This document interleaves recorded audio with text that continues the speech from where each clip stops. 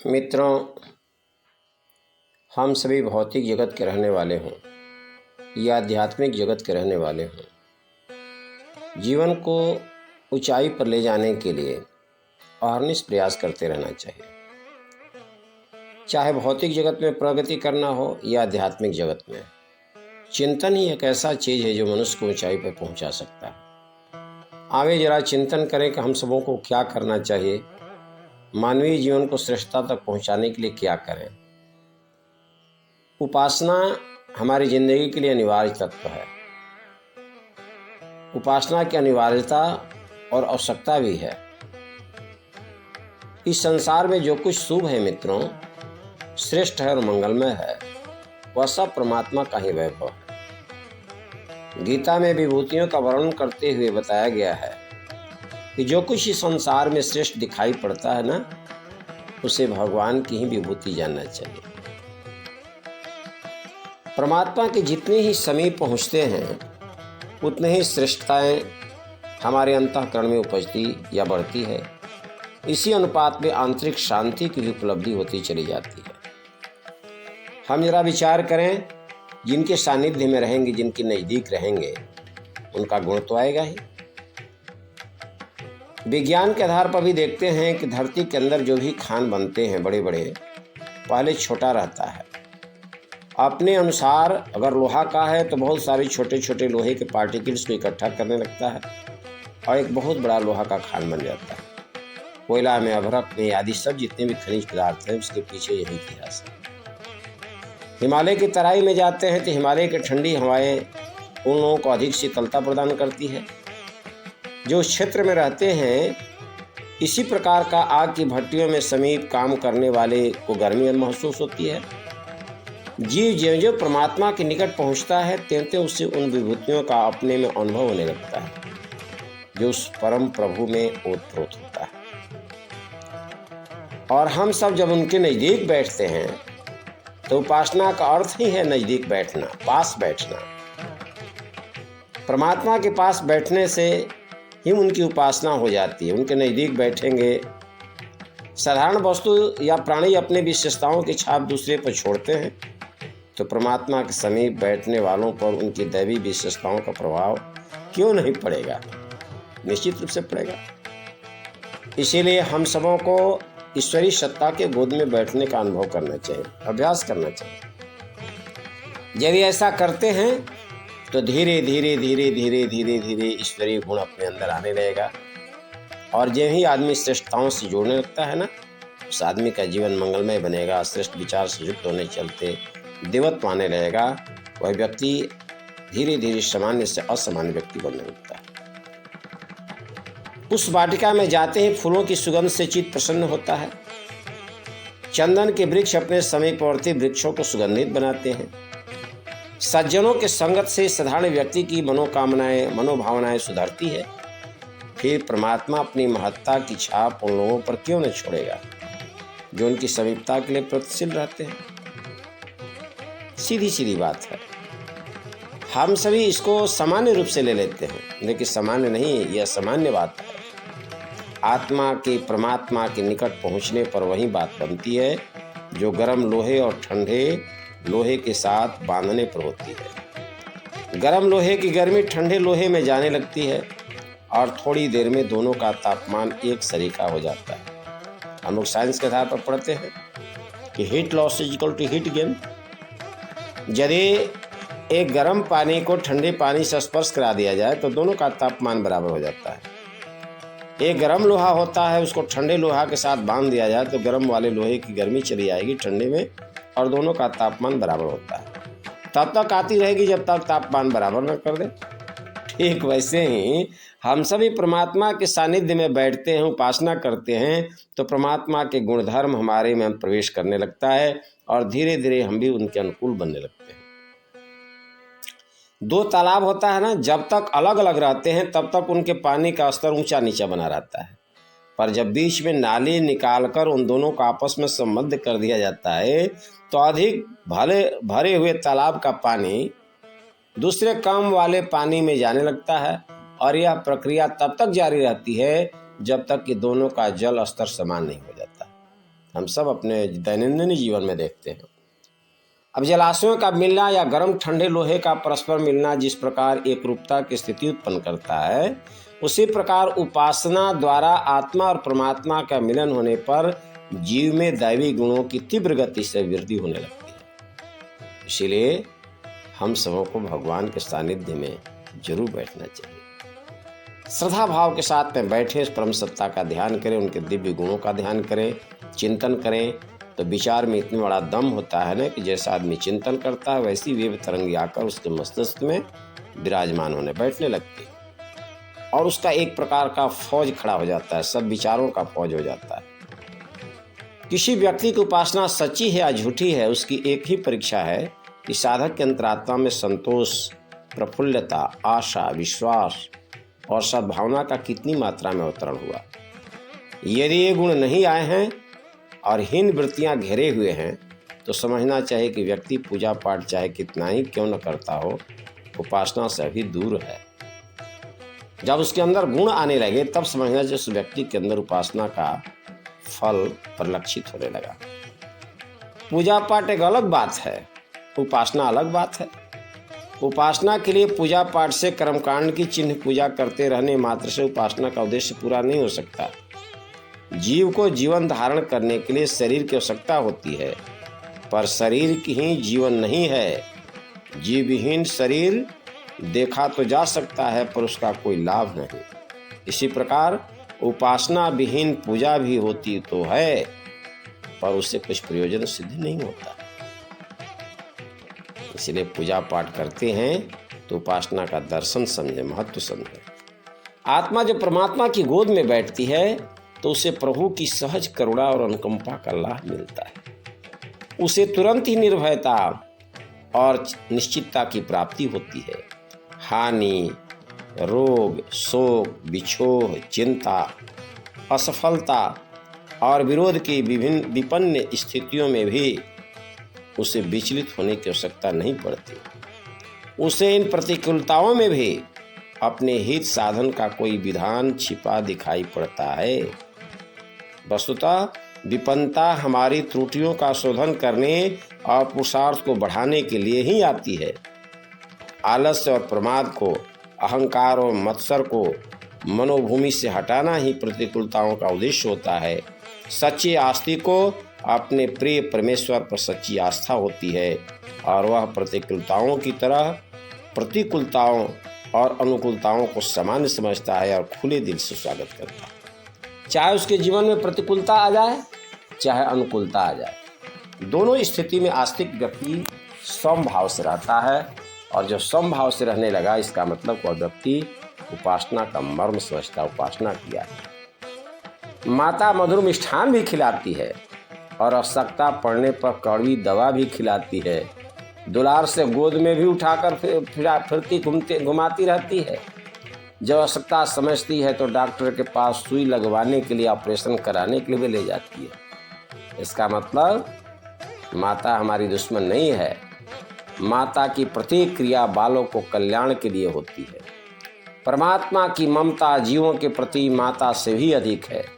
प्रतिकूलताएं प्रस्तुत करने में उसकी अपेक्षा या निष्ठुरता नहीं, हित कामना ही छिपी रहती है।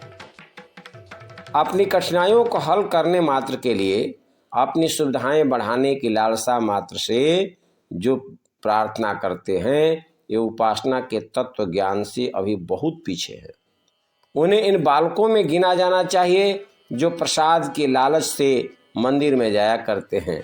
ऐसे बच्चे वह आनंद कहाँ पाएं जो भक्ति रस में निमग्न एक भावनाशील आस्तिक को प्रभु के सम्मुख अपना हृदय खोलने और मस्तक झुकाने में मिलता है। प्रभु के चरणों पर अपनी अंतरात्मा को अर्पण करने वाले भाव विभोर भक्त और प्रसाद की मिठाई लेने के उद्देश्य से खड़े हुए भिखमंगे में जो अंतर होता है वहीं सच्चे और झूठे उपासकों में होता है। एक का उद्देश्य परमार्थ है, दूसरे का स्वार्थ। स्वार्थी को कहीं भी सम्मान नहीं मिलता। परमात्मा की दृष्टि में ऐसे लोगों का क्या कुछ मूल्य होगा। इसलिए ऐसे लोगों का मूल्य नहीं होता है। जो परमार्थ भाव से उपासना करता है उसी को परमात्मा अपने गोद में लेकर आते हैं, अंगीकार करते हैं और उनके पीछे पीछे उनका संरक्षण करते रहते हैं। हम देखते हैं कि लोहार अपनी दुकान पर लोहे के टुकड़ों से तरह तरह की चीज़ें बनाता रहता है। उन टुकड़ों को वह कभी गर्म करने के लिए भट्ठी में तपाता है, कभी पानी में डालकर ठंडा कर लेता है। इस विसंगतियों को देखकर कोई भोला मनुष्य असमंजस में पड़ सकता है कि लोहार ने इन दो प्रकार की प्रक्रियाओं को क्यों अपना रखा है, पर वह कारीगर जानता है कि लोहे के टुकड़े को बढ़िया उपकरण की शक्ल में परिणत करने के लिए दोनों ही प्रकार की ठंडी और गर्म प्रक्रियाओं का होना आवश्यक है। मनुष्य के जीवन में भी सुख दुख व धूप छाह का अपना अपना महत्व है। रात दिन की अंधेरी उजली विसंगतियां ही तो कालक्षेप का एक सर्वांगपूर्ण विधान प्रस्तुत करती है। यदि मनुष्य सदा सुखी और संपन्न ही रहे तो निश्चय ही उसकी आंतरिक प्रगति रुक जाएगी। जो झटके प्रगति के लिए आवश्यक है उन्हें ही हम कष्ट कहते हैं। इन्हें सच्चा भक्त कड़वी औषधि की तरह ही सिरोधार्य करता है। सन्निपात का मरीज जैसे डॉक्टरों को गाली देता है, वैसी भूल समझदार आस्तिक ईश्वर के प्रति नहीं कर सकता। इसीलिए हम सभी भी अपने जीवन में अक्सर देखते हैं कि विपत्तियां आती है तो विचलित हो जाते हैं, लेकिन आस्तिक सच्चा आस्तिक होगा वह कभी विचलित नहीं होगा। परमात्मा का हमारे ऊपर कृपा समझकर कि परमात्मा ने हम पर कृपा किया है, विपत्ति भेजा है, तो विपत्ति में आदमी का दिमाग खुलता है और रास्ता खुलता है और उसमें अधिक से अधिक दिमाग का प्रयोग करके उससे निकलने का प्रयास करता है। तो एक विपत्तियां 1000 साथी से भी अधिक काम करती है। जो आस्तिक होता है वह इस विचार को समझता है। इसलिए जो आस्तिक है उसकी आशा कभी क्षीण नहीं हो सकती। वह केवल उज्जवल भविष्य पर ही विश्वास रख सकता है। अंधकार अनात्म तत्व है। आत्म प्राणायाम व्यक्ति के चारों ओर प्रकाश ही प्रकाश रहना चाहिए। उसे झुंझलाने और खिन्न होने की आवश्यकता क्यों पड़ेगी। आस्तिकता माने आत्मविश्वास। परमात्मा पर विश्वास करने वालों को अपना भविष्य सदा उज्जवल एवं प्रकाशमान ही दिखाई देता है। हमेशा जो भगवान पर भरोसा करता है वह जानता है कि भगवान हमको दलदल में नहीं फंसाएगा, हमेशा ऊंचाई की तरफ ले जाएगा। दूसरी बात, उपासना का दूसरा प्रतिफल क्या होता है? श्रेष्ठताओं की वृद्धि। परमात्मा समस्त श्रेष्ठताओं का केंद्र है, अतः उसका सानिध्य आत्मा को दिन दिन उत्कृष्ट बनाता चलता है। भक्त को अपना भगवान सब में दिखाई पड़ता है, इसीलिए वह हर किसी की अच्छाई ही देखता है और उसकी चर्चा एवं विचारणा करते हुए अपने आनंद और दूसरे के सद्भाव को बढ़ाता है। निंदा और ईर्ष्या असुरता के दो प्रधान अस्त्र हैं। इनका प्रयोग उसी पर किया जा सकता है जिसके प्रति परायपन का, शत्रुता का भाव रहे। जब सब अपने हैं तो निंदा कैसी और ईर्ष्या कैसी। बुराई को तोड़ने के लिए नहीं, अच्छाई को बढ़ाने के लिए उससे प्रयत्नशील होते हैं। अच्छाई को बढ़ाना ही वस्तुतः बुराई को तोड़ना है। बुराई तोड़ दी जाए और उसके स्थान पर अच्छाई की स्थापना न हो तो टूटी हुई बुराई फिर उपज जाती है। आस्तिकता का दृष्टिकोण अच्छाई को बढ़ाना होता है ताकि बुराई के लिए कोई गुंजाइश ही न रहे। वह सदा अच्छाई की चर्चा करेगा, प्रेम से दुष्टता को समाप्त करेगा। दुष्टता करके प्रेम के अंकुरों को जला देना असज्जनों का काम है। आस्तिक असज्जन नहीं हो सकता। इसलिए जो आस्तिक होता है हमेशा उसका सोच पॉजिटिव होना चाहिए। हमेशा परमात्मा के स्वरूप का दिग्दर्शन करना चाहिए। गॉड इज ओमनी प्रेजेंट, पुरुष एवेद्युगम, सिया राम मैं सब जग जाने। ऐसा चिंतन करते हुए जो व्यक्ति हमेशा रहता है वह व्यक्ति सच्चा आस्तिक होता है। तो फिर किससे बैर करे, किससे प्रेम करे, सब अपना हो जाता है। ऐसी उपासना करने वाले के अंदर धीरे धीरे वह सद्गुण आने लगता है और यही सद्गुण उसके अंदर देवत्व की वृद्धि करती है और धरती पर देवत्व जो ही होगा तो धरती पर स्वर्ग का अवतरण हो जाता है। मित्रों, आस्तिक व्यक्ति में प्रेम, करुणा, आत्मीयता और सौजन्य की अजस्त्र धाराएं प्रवाहित होने लगती है, क्योंकि परमात्मा के सानिध्य में रहता है। परमात्मा में सारे गुण होते हैं और उसके अंदर वह प्रवाहित होने लगती है। प्राणी मात्र का पोषण, संरक्षण एवं अभिवर्धन इन्हीं विशेषताओं के द्वारा वह करता है। ऐसे प्रभु के समीप बैठने वालों में और उपासना करने वालों में यही विशेषताएं अवतरित होती है। अपने भाई बहनों के प्रति, प्राणी मात्र के प्रति अनंत करुणा और आत्मीयता की भावनाएं उपासक के अंतःकरण में उद्भूत हो जाती है। उनको चरितार्थ करके वह अपने जीवन को यशस्वी बनाता है और मन क्षेत्र में धारण करके अनंत शांति का अनुभव करता है। इसीलिए हम सबों को परमात्मा की उपासना करनी चाहिए। परमात्मा की उपासना का प्रतिफल पाने के लिए प्रतीक्षा उन्हें करनी पड़ती है जो पुरुषार्थ और प्रतिभा के मूल्य पर मिलने वाली भौतिक संपदाओं को परमात्मा से मुफ्त में ही पाने की आशा लगाए हुए दीनहीन भिक्षु की तरह बैठे रहते हैं, जिन्हें प्रेम और उत्सर्ग के उच्च भावनाओं से प्रेरित होकर प्रभु के चरणों में बैठने की आकांक्षा है। उन्हें अपने प्रियतम का प्रतिपादित प्रेम प्राप्त करने के लिए क्षण भर भी प्रतीक्षा नहीं करनी पड़ती। उपासना वासना की आग को बुझाती है, तृष्णा की जलन को शांत करती है, चिंता, भीति और घृणा की उन व्यवस्थाओं को हटाती है जो मानव जीवन को निरंतर अशांत बनाए रखती है। उपासना और आत्म शांति एक ही क्रिया के दो पहलू हैं।